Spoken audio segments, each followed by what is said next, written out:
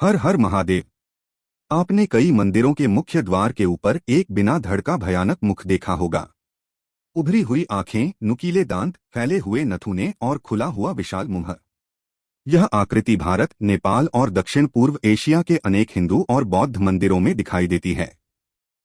मंदिरों में प्रवेश करते समय यह मुख मानो आपको देख रहा होता है, स्थिर, मौन पर अत्यंत प्रभावशाली। इस अद्भुत स्वरूप को कीर्ति मुख कहा जाता है। कीर्ति अर्थात महिमा और मुख अर्थात चेहरा यानी महिमा का चेहरा। लेकिन प्रश्न यह है कि जो इतना भयानक दिखता है वह महिमा का प्रतीक कैसे हो सकता है? क्या यह किसी राक्षस का स्वरूप है? क्या यह केवल डराने के लिए बनाया गया है, या इसके पीछे कोई गहरी आध्यात्मिक कथा छिपी है? अपनी सर्वव्यापकता के बावजूद कीर्तिमुख को बहुत कम लोग समझते हैं।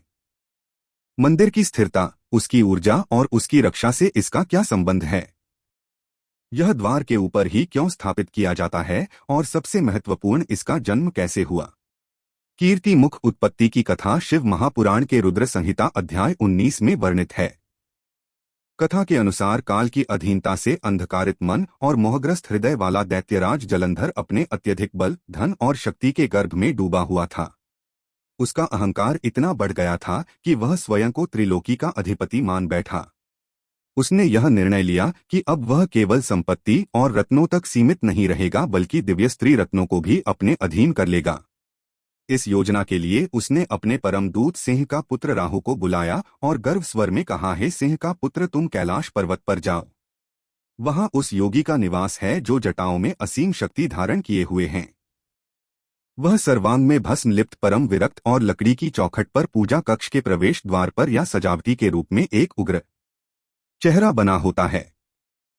बहुत से लोग उसे लगाते तो हैं, लेकिन अक्सर उन्हें यह नहीं पता होता कि वह किसका स्वरूप है। बस इतना जानते हैं कि यह बुरी नजर से बचाता है, घर को सुरक्षित रखता है और नकारात्मक ऊर्जा को अंदर आने से रोकता है। लेकिन इसका महत्व केवल नजर न लगने तक सीमित नहीं है। कीर्तिमुख का अर्थ उससे कई अधिक घर है। यह केवल एक डरावना चेहरा नहीं है। लोग कई बार उसे राक्षस कह देते हैं क्योंकि उसका रूप उग्र है, पर सच यह है